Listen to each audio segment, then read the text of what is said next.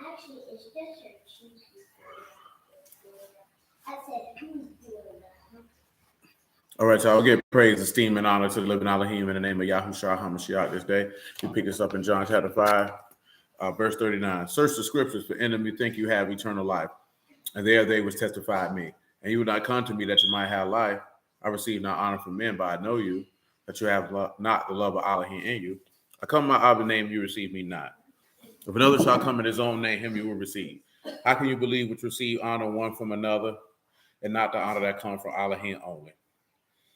Do not think that I will accuse you. The Abba, there's one that accused you, even Moses, in whom you trust. Had you believed Moses, you would have believed me, for he wrote in me. But if you believe not his writings, how should you believe my words? Praise be to Elohim in the name of Yahushua HaMashiach. Let's get this Isaiah chapter 28. On the road. Shalom, man. Yahuwah Baruch, man. You know what I'm saying? So let's get this thing rolling, man. Isaiah 28 and 9. We still have 2 Samuel 6 on deck. Whom shall he teach knowledge, and whom shall he make to understand doctrine? Weaned from the milk, drawn from the breast. Precept upon precept, precept upon precept, line upon line, line upon line, here a little, there a little. For with stammering lips and another tongue will he speak to this people. To whom he said, this is the rest, you may cause the weary to rest, this the refreshing, yet they would not hear. But the word of Yahuwah was unto them precept upon precept, precept upon precept, line upon line, line upon line, here a little, there a little, that they might go, fall backwards, be broken, snared, and taken. So let's deal with that verse right here now. What's in my head, because it come in my mind every single solitary time that we have read it. I want you to again to come back with precept again. That remember that is sav, that is sad and u. That is a command. That is an ordinance.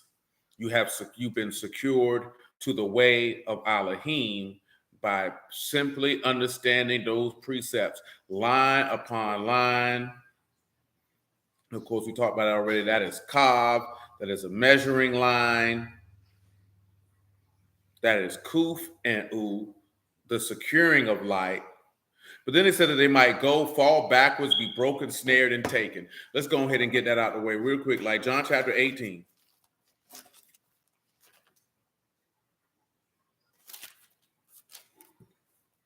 (18 and 1). Y'all know the story. Just giving you another vantage point in case you forgot.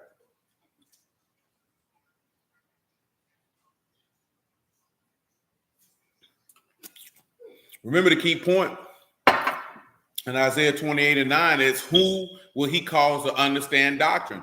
What doctrine translate to by definition in this passage? Somebody let me know, please.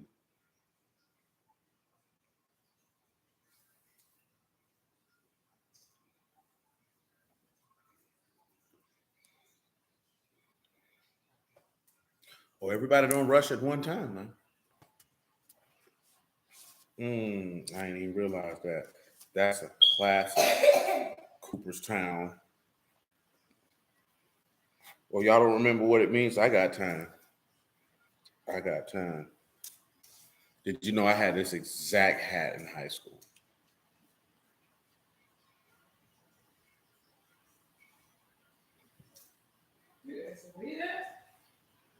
Yes, ma'am, Mother's Runner. Yeah, you're the only person in here. Dude, I'd ask such a thing. I would assume that you would talk to your mother because she only the one who knew you in high school. I didn't know you. That's your fault. No, it ain't. It's all your fault. That's right. Good tidings, good news. So again, I want you to keep it in mind is he's talking about a person whom he shall cause to understand good tidings. And he said those people and those good tidings have to be command on command, measuring line on measuring line, here a little, there a little. Let's look at that here a little, there a little. We left that one out.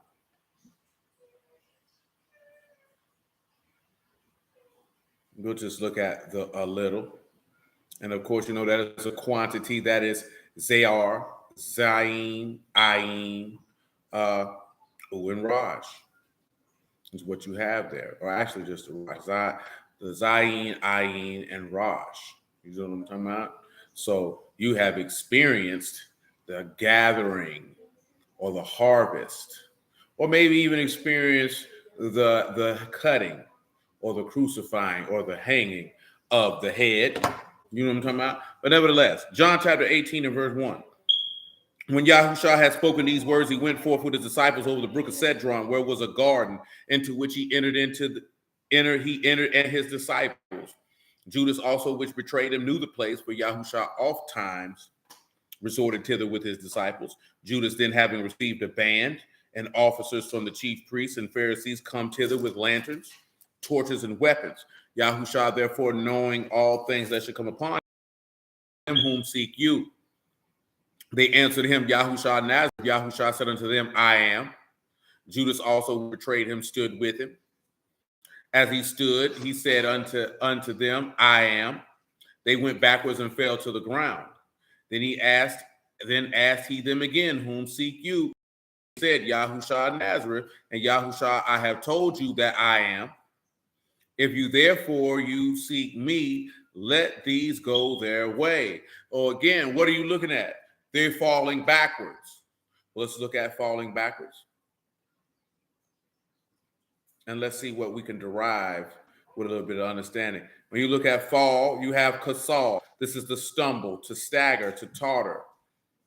That is kaf, shan, and lamad. You could give to me what you have for kaf, shan, and lamad. Let me show you why they're stumbling and tottering. Give me a second while you think about that. I got to recall what it is, and I want to look up something real quick. But kaf, shan, and lamad is what you got. And if you recall, Yahushua, they added that he in that John 18. He kept telling them that he is, or I am, to be, to exist, to happen, to be present. Remember, he was telling them that he was Elohim. They didn't hearken. They didn't listen. Just like listen now, you know, a lot of brews, they're getting a fit right now. If you say, you saying he God, I show lamb. Ain't got no problem with it. I show lamb. And don't care who don't want to hear it. You could take that up with him. You can take that up with him.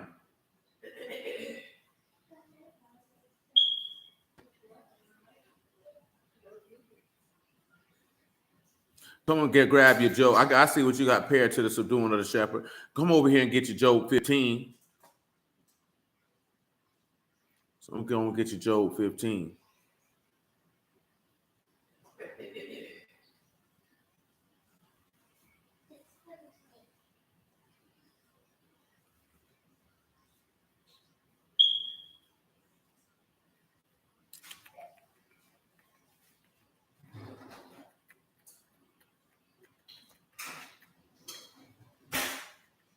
Where I want to start this at.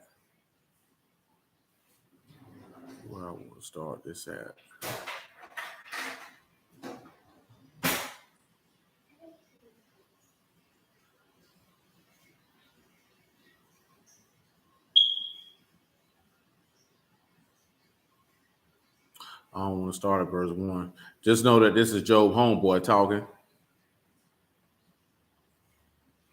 Job 15 and 14. What is man that he should be clean, and born of a woman that he should be righteous? So, because, no, they added stuff on there. Added some words in there because that didn't make sense to them. When we look at clean in this particular instance, of course, this is zakah, zayin, kaf, and hay. So you want to sit back and behold, you know what I'm talking about, a subduing by reason of piercing. You know what I'm talking about? Which we know this is referring to Mashiach, to be clean, to be pure, or to make oneself purified. This is how we were able to be made clean, to be able to be made pure. That you could be in Mashiach and become a new creature. Now, see, we're going back to some stuff that we concluded with in 2 Samuel chapter 6, because as you already seen, it was gospel tied into that. That wasn't just a story of bringing up the ark. You know what I'm talking about? It's other things contained in that. And there's some other things we need to look at in Isaiah 28. But again, if you want to know who is fully grown, anyone who's fully grown, it takes us back to what we already had read in Matthew 13 and 52. If he has caused you to understand good tidings, this is how you are off milk and off of the breast. And this is how you'll be able to know line on line, precept on precept, here a little, there a little. It's not just how, Bruce read it and he'll say, oh, you grab a precept here, the precept there, the second here, and the third. But when you actually doing that, you're doing that to cause the reader to understand what they're looking at. Because he said, he that is a householder, that is instructed into the dominion of Shamahim, is able to bring out of his vessel things new and old. That's just the purpose. To be able to show the end from the beginning and the beginning from the end. Not just to say, hey, I can put together a bunch of precepts and make a point. You understand? That's what a lot of people like to sit back and look at. So when you look at being born of a woman, of course you have Yalah and Isha. So who is able to be made righteous that is born of a woman? Well, let's look and see who can be able to be made righteous who was born of a woman. Let's go to Galatians chapter 4.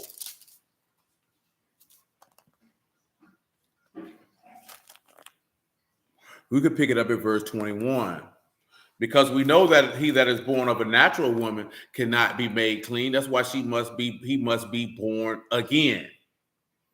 And then you will be born of a different woman. You go ahead and get them lights up, if you would. Galatians 4 and 21. Tell me, you that desire to be under the law, do you not hear the law? For it is written that Abraham had two sons, the one by a bondmaid and the other by a free woman. But he of the bondwoman was born after the flesh, but he of the free woman by promise. Now, we've had this conversation before. Because remember, let me just slow this down. I know I asked y'all this the other day. But I want y'all to understand why one is of the flesh and one is of the promise. What makes Ishmael of the flesh? What makes Ishmael a son according to the flesh?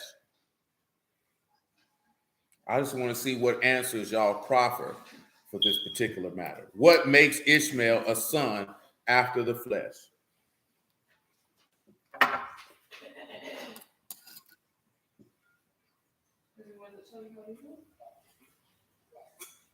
What did you say now?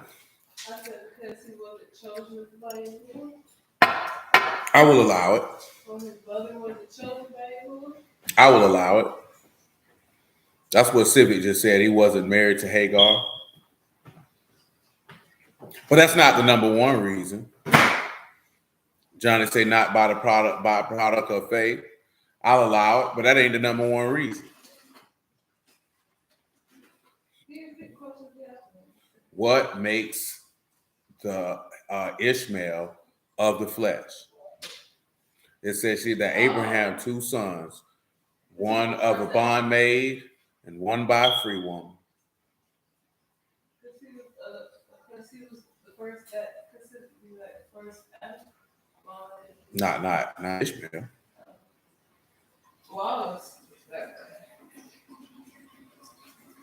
But I can see why you would say that. Oh, have y'all forgotten how Ishmael came to be? No one recalls how Ishmael came to be.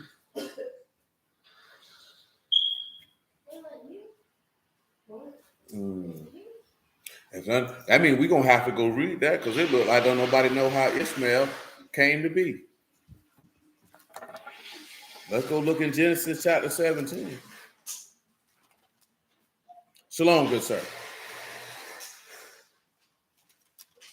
And that is how Ishmael came to be.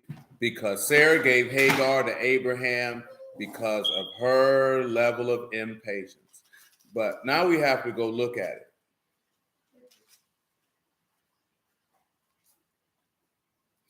Genesis 16 and 1.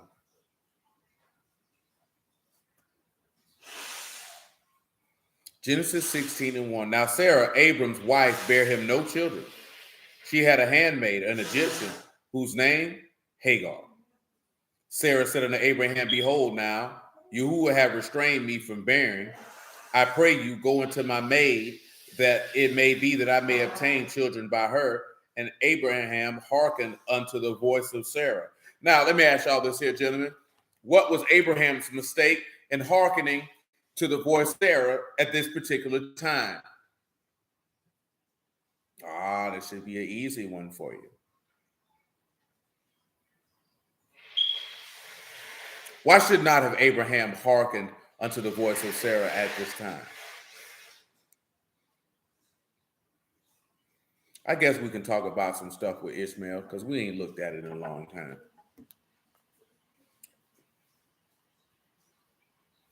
Yes, because Yahuwah had already promised him a seed out of his own loins before that had happened. This is what in turn, and it's not anything against Hagar. And then, of course, there's a spiritual component tied to that because she is a bondmaid.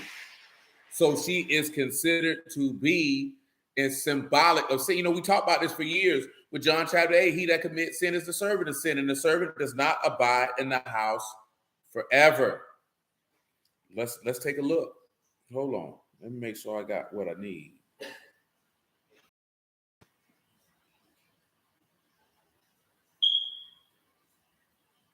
Come over here to Genesis 17:3. Because see, we want to show something, right? Because see, if the Son shall make you free, you shall be free indeed. So we're going to look at Ishmael, who was born into captivity by reason of being born to a bondmaid, gets an opportunity to be made free that a lot of people overlook in that regard. Genesis 17:23.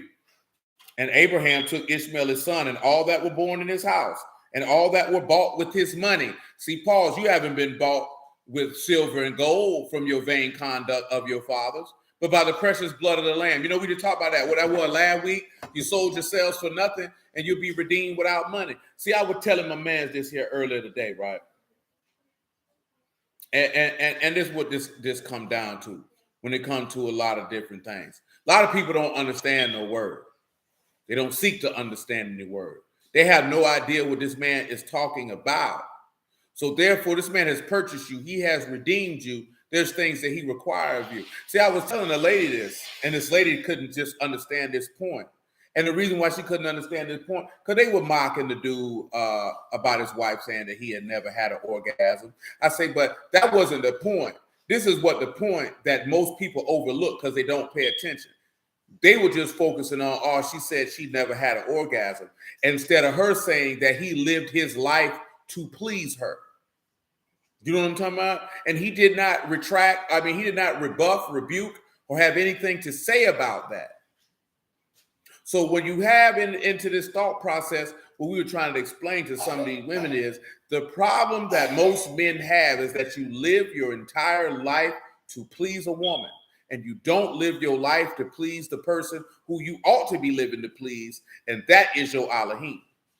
Now, also, this was also posted because my cousin commented on something that Lil Duval said in relation to her son passing away. And it was something that he said that caused controversy with all the nigglets in the comments that shows you the hatred that people have for Yahuwah. Because he used her message as an example of what he was talking about. And he was like, and this is why people need God. See, this is what most people, you don't need God, you need to see, this is what you don't understand. When you're in your weakest point, when you are mentally exhausted, you know what I'm talking about? Remember, he says that he gives strength to the weary. You would have some type of support system to lean on. This is regardless if you say, not no Christians or anything of the sort. But when you have nothing, you have absolutely nothing that you could sit back and say that. And when I'm talking about depending on, I'm talking about his word, his promises, the things that he has said that he will do for those who love him and serve him. This is a hard thing for people to understand. This was a hard thing for this woman to understand, that Yahuwah says he loved those that love him, and you show him that you love him by your actions. This woman found that hard to believe, that a man would view a woman in the same fashion, because they just believe that I should be loved because I exist. The same way that people like Yahuwah should forgive them and love them because they exist. That they don't have to do anything. Now understand, right? Yahuwah's love and man's love is two different things. You get Yahuwah's mercy and grace by nothing that you have done. You don't have to earn his love. His love is manifested because he is just that great. Now, if you turn down that, you are a bumbling idiot and worthy of the pain and torment that you will experience for the remainder of eternity. You know what I'm talking about? But with men, you have to prove your love. Nobody's just giving you love just to give it. That's in the movies. That's in music. That's in TV. That's not real life. And even after that, Yahuwah is going to try you to see if that love that you professed is actually genuine. Remember, because he says he knows, he say, you know, the heart is desperately wicked. Who can know it? He say, Yahuwah try the reins to give to every man according to his work shall be, because he's going to examine your heart to see if that love that you say that you have for him actually exists. You're going to have to prove it. But see, you're not going to have to prove it through means of, I keep Sabbath days, I keep all the feasts, I don't eat no pork. He is going to put you in a situation and circumstance where you will be shown that you will have to rely on him and him alone. And will you seek after him in that instance? And many people buckle under that type of pressure because they didn't have the love for him to begin with. That is why that passage that the Lord stated in Matthew 13, when he say, you know, by and by, when persecution or tribulation arise because of it, they are offended. Y'all have no idea how many people who look like you utterly despise this man and his word. And y'all walk around here skinning and grinning, talking about we the children of Israel, let's all come together. These people hate this man. All it takes, look here, right? You got to understand, son, a sinner who wasn't even using anything word specific said he had to change the caption on something he said just because it caused that much angst. He didn't even say nothing about Bible. He could have been a Buddhist for all them people knew. He could have been a Muslim for all them people knew. They all went after Yahushua. They all went after Jesus. They all went after the word to the point he said, I got to change it, because I don't want to see this or deal with this no more. Do you understand the level of hatred that's out here for this man? I don't think you do. I think, you know what? Because y'all want to believe the narrative of most of the brews who you see and who you hear, that it's the nations that hate Yahuwah. Boy, it's your own kind that hate this man. They despise this man. You should already know this because they killed him. Remember, we started in John 18. What it said they did. They fell backwards, didn't they? They fell backwards because they were coming to kill him. Remember, we going back to 2 Samuel 6. Why did it say Michal hated this man, despised him? Because he wanted to dance for Yahuwah. She found that to be vile. But we just be running around here skinning like everybody love the Lord. They don't. They don't. You wondering why certain people don't get on the word. He don't want them. He already know their heart. These people don't have no love for this man. We ain't talking about that like that lame junk people say, it's just like we sin but still love. No, you don't. See, we're not talking about somebody, oh, I did something, man, I got to get myself. We talking about these people flaunt this man's word to his face. They don't trust a single solitary promise that he has. You can't love nobody and do that. I don't care what nobody say, man. You can't love someone you don't respect. You lying to yourself. That's what you're doing. You're lying to yourself. Because when you're dealing with a man, respect is tied into that love. See, this is where we get crisscrossed at. You got a lot of men who don't care if they're not respected. And they'll still deal with this here. They don't care if they're not trusted. They will still deal with this here. So that woman believes that, okay, I can do this, I can do that because this man allows it. No, that man's a jackass. He's a fool. You know what I'm talking about?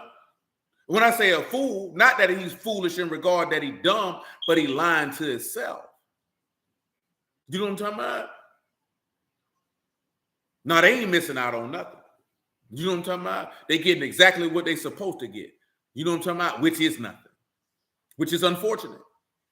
Because let me tell y'all something, man, to be honest with you. It's some people that blaspheme in their heart so hard that man won't even open their ears or their heart to no word. You know what I'm talking about? And I'm talking about not bending no word. Y'all just don't be knowing. You know what I'm saying? Yahuwah knows. See, and I understand because everybody like, hey, you want a lot of people to get the word and get saved. But boy, just me knowing this word and knowing the hearts of men, man, you had no idea what be going through the hearts of people, man, when they be at the high by themselves, ain't nobody around. And so most of them show it to you on the internet. Do you not notice? Put the nations to the side. Y'all don't notice how many black people y'all seeing that have derogatory things to say about the word of Yahuwah and Yahuwah himself? Y'all ain't been noticing that? Man, I've noticed this for over 8 years. And all we want to go and run around talking about Christians. Man, Christians ain't nothing compared to the vitriol that is spewed by people who hate Yahuwah. And most of the people who hate Yahuwah was people who was in the word and ain't in it no more.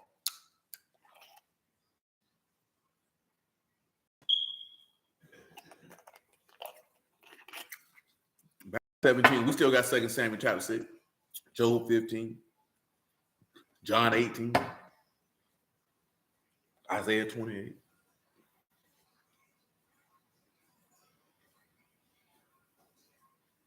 Genesis 17:23. Abraham took Ishmael his son and all that were born in his house and all that were bought with his money, every male among the men of Abraham's house, and circumcised the flesh of their foreskin, and the selfsame day as Elohim said unto him.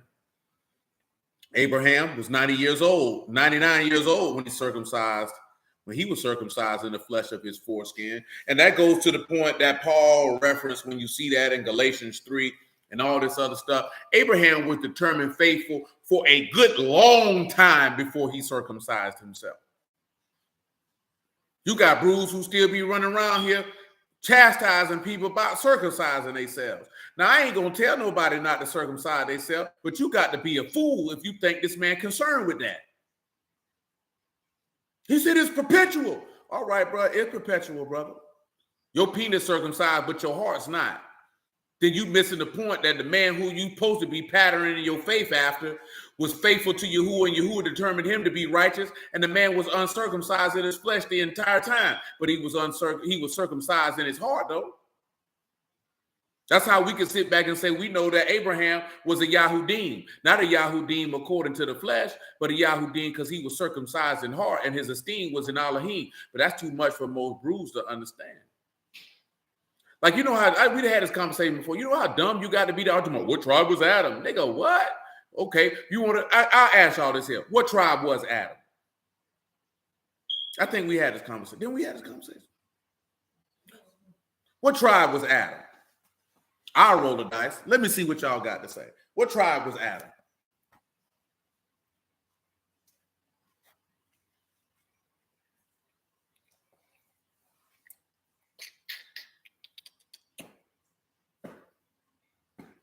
I feel like I told this to somebody recently.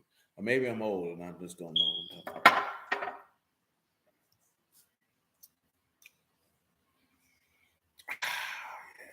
Nice sour lemon. Floral. Indeed. Adam is of the tribe of Elohim himself. So you know what that means?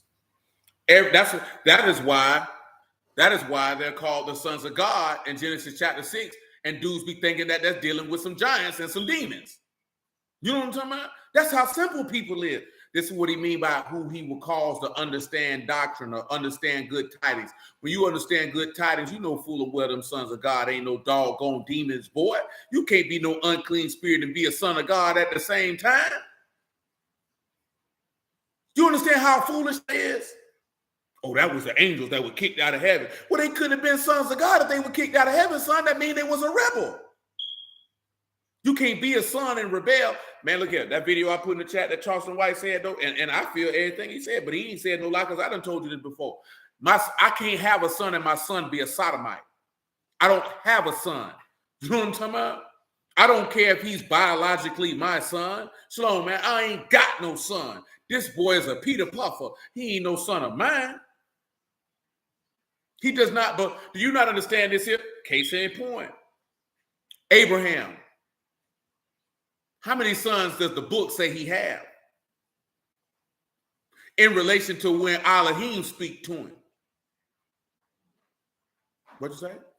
All right. What y'all say? How many sons did Abraham have in relation to when Elohim talked to him.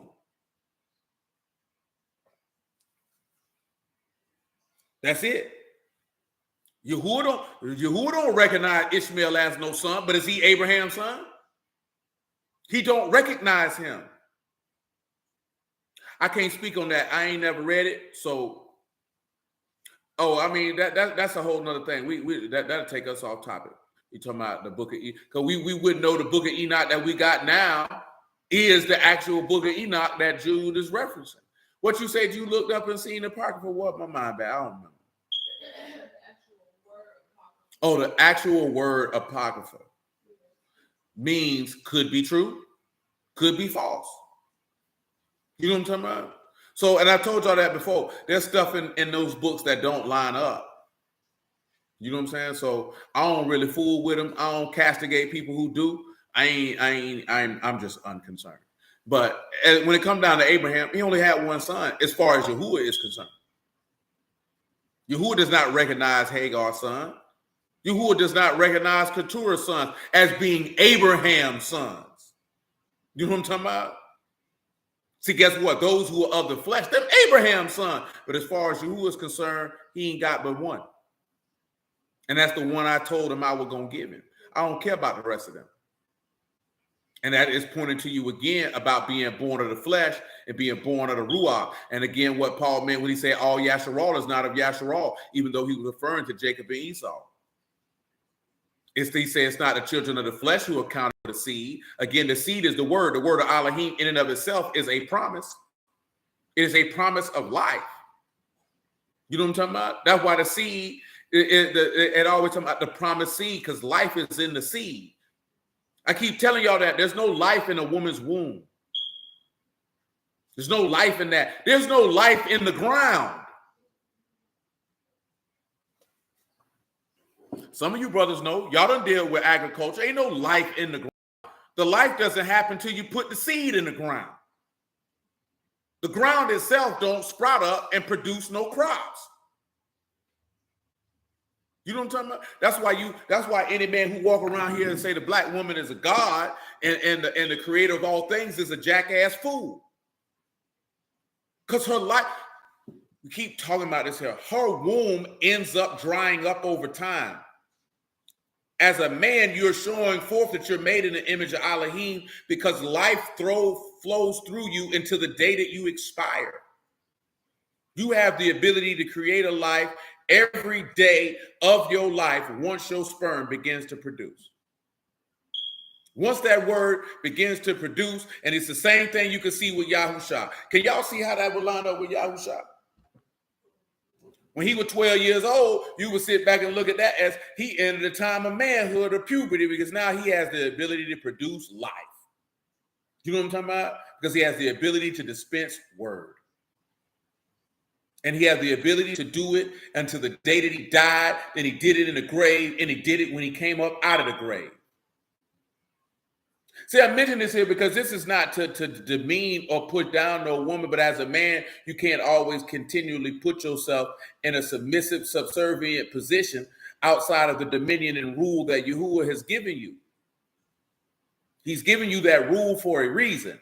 Now, if you choose to abdicate that rule as a means to being acceptable in the eyesight of man and woman, that's a you problem. Because we know that he that rule amongst men must be just. We understand that. You're going to do what's right. You're not just going to do it because this, that, there, and the third. But see, that's hard to understand. And the reason why I'm mentioning this here, because on the natural side, men are told to seek to please women every day of their life. And all it's really teaching you is to seek to please the world and have the world be satisfied and pleased with you, because you will do any and everything in your power to be accepted of it. You don't understand. See, you understand something, right? We understand the what's that thing called, man? The wiles of the devil. We're not ignorant to his devices. See, spiritual warfare is a very, very crafty thing if you are not not even say a forward-thinking individual. If you don't have the mind of Elohim, if you don't have a three-dimensional mind, if you're not looking at things all the way around the board, you're going to get got because you're going to look at everything on the surface and not the byproduct of the lesson. That's all I was mentioning to you when I was telling you about the music on Wednesday and things that you're teaching and you don't know you're teaching.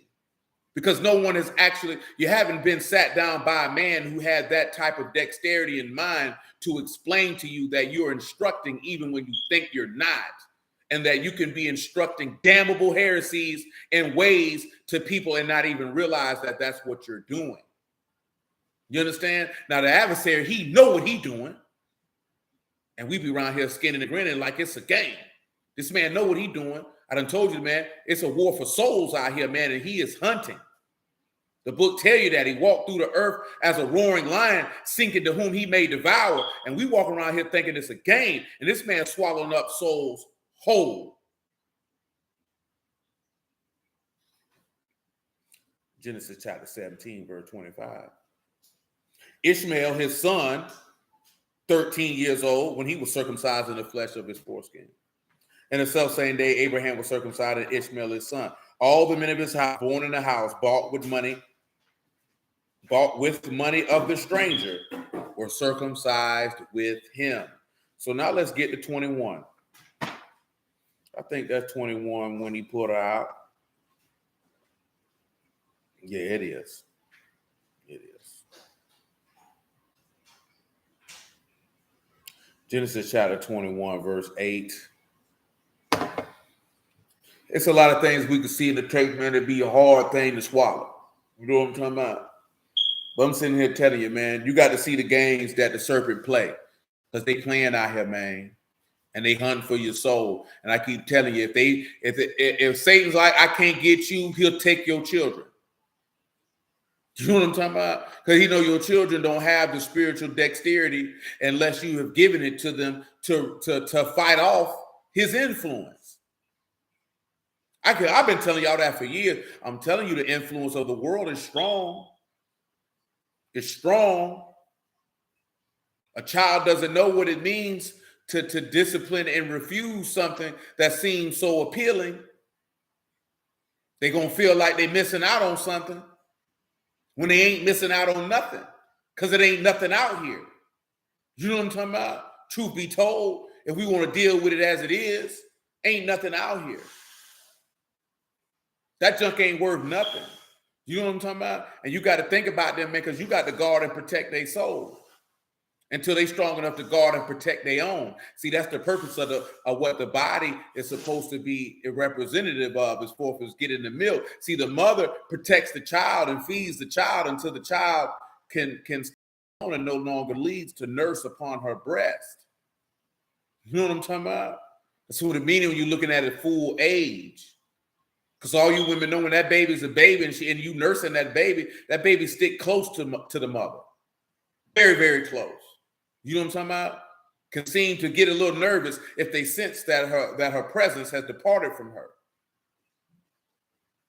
You know what I'm talking about? We don't look at it like that, man, because we think it's a game. Man, these wicked people out here trying to get you churned, man. And truth be told, they're going to end up getting you if they get your children, because that means you very well may have exposed yourself to the same things that your children have been exposed to.